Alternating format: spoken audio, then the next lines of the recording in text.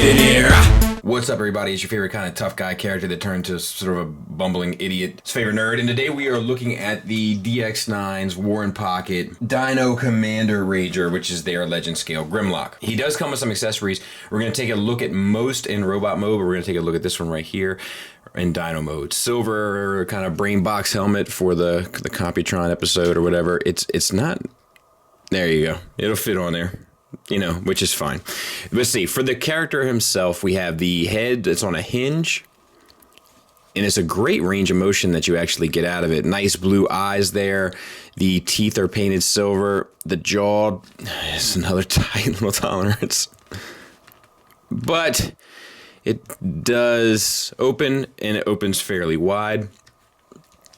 Nice yellow here, and then we have ball pegs for the arms, which actually gets you a pretty decent range of motion, which is fine. And then we have the legs, which will end up being the shoulders, so they're universal joints here. And then we have a swivel right above the elbow or knee. We have the knee joint itself, which gets you 90 degrees, and then we have nothing for the feet.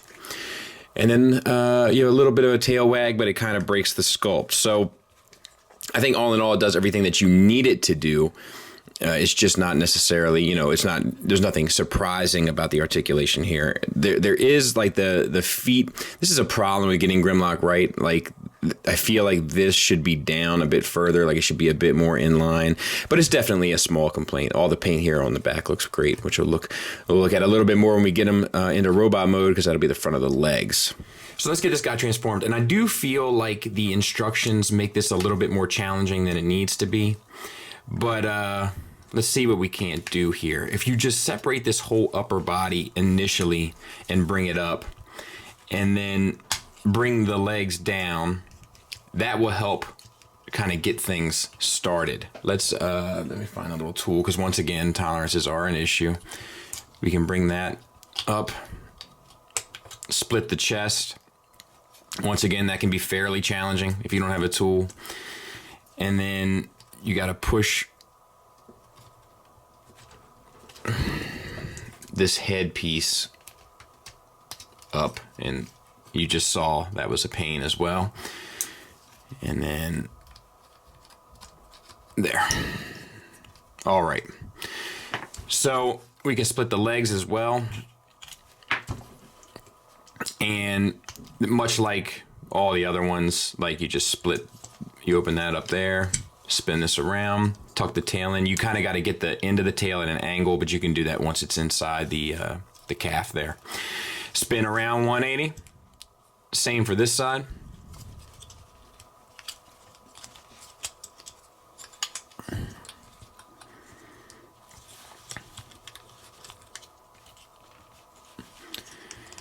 And there you have that. The chest comes up and spins around.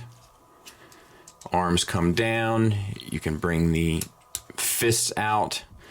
I've already switched around like, I think when it's in dinosaur mode, you just had to swivel the biceps 180. Don't let that bother you. You'll figure it out. You're smart. You're a smart guy. All right, so get this in there.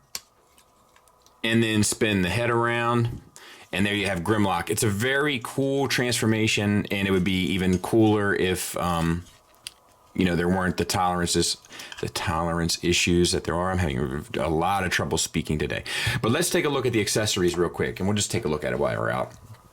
So he comes with a sword and gun, and they're both his kind of traditional sword and gun. And a crown. It's interesting to me that the crown has become, you know, such a thing. I mean, I know it's comic book origins and stuff, but it's like, I don't know. Can we think of a... I feel like that's not quite on right, but you get the point. Can we think of a... It's going to mess with me now.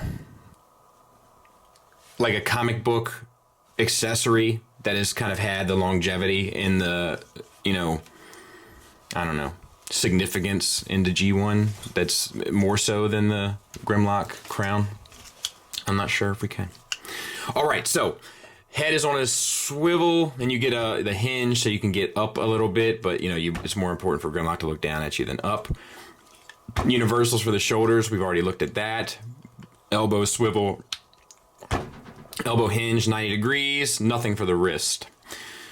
Waist swivel, yes, you get a little bit of it. It's faux, but you know what? It's not terrible. It's not the worst thing ever. It's not great, but it's not the worst thing ever. I think it kind of works. I think you can kind of cheat it.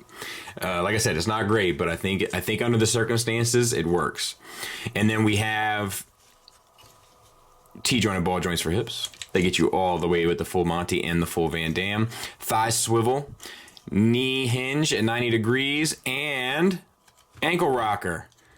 So quite nice. Probably one of my favorites. I do feel like, that is a bit unsightly, but I think for a Legends class figure, I think it's forgivable. And I think the transformation is interesting enough where it kind of makes it worth it. So I'm not mad at it. I tell you what, while we're here, we'll do a size comparison with Snarl. And then with Hasbro Legend, if he'll stand. And Iron Factory Legend. So, nice, decent size figure. So instead of a skit today, I'm going to quiz my oldest daughter on what the names of the Dinobots are. Now, she used to love Transformers. She loved it. And it was on her own. I never pushed any of this nonsense on my kids, but she used to love it. Loved it on her own. She loved the Dinobots especially and knew all their names. She struggled with Sludge a bit. She always struggled with Sludge, but she did know his name. She knew all their names. Then she saw the Michael Bay Age of Extinction film and stopped watching and caring about Transformers overnight. Like, she saw that movie and it was done for her.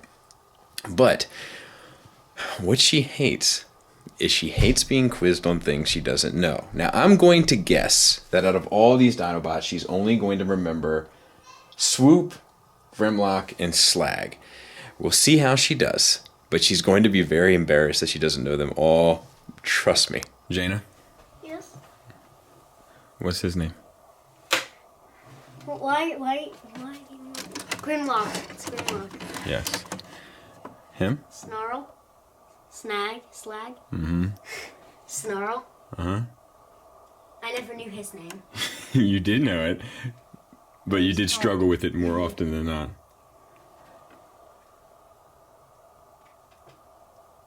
Why are you reviewing this? Why, you don't want to not know the names? Yeah, I don't want the world to know I don't know the names. All right. Swoop. Oh, I knew it started with an S. I'd say I was pretty close to the mark. Now you say, why would you put your poor daughter through that? I think it's part of a father's responsibility to give their kids a hard time. And, she's going to end up on a therapy couch somehow, some way, I'm sure. And I'd rather her complain to her therapist about me quizzing her on Dinobots than actually being a bad father. So that's the sacrifice I have to make. I'm the victim here. Final thoughts wise, I hate to sound like a broken record, but all these DX9 Legends kind of have the same exact story. Really interesting engineering, great sculpt, great paint, especially for a Legends class figure. Good materials, good articulation. I wish we could get a little bit more out of the waist swivel, but I'm willing to accept its limitations in this specific scenario. And the major problem is the tolerances. Getting that chest to split open properly, getting the legs to split open, getting the legs to move around the waist during the transformation process can be a bit of a nightmare. It's just a tolerance issue, and it's a consistent issue. If a mistake happens once, it's an honest mistake. If it happens more than once, it begins to be a habit, and I'm definitely seeing a habitual nature to that. So, like I say in the Snarl review, I'm not sure which of these goes up first. It could very well be a situation where the joints are slowly loosening up over time, and the tolerances are kind of sorting themselves out. I don't really have that luxury because this is all known to me from Robert D, so it's just, I'm looking at it and then sending it back on its way. But, you just never know. So I'm willing to accept that might be a possibility. I just can't say for sure. Ultimately, I still recommend it if you're looking for a Legends class set of Dinobots. I don't think there's a better set out there. I think the only other set was the Iron Factory set, and that's a very different kind of pocket to be in rather than the more G1 looking set. So I think it's interesting. I think it's cool. I wonder if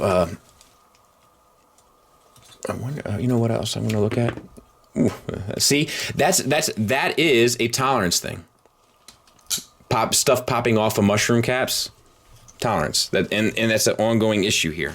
I was going to see if it had an ab crunch that I missed, but it doesn't look like it does. So yeah, hope that helps. Thanks for listening. Thanks for watching. Till next time, take care.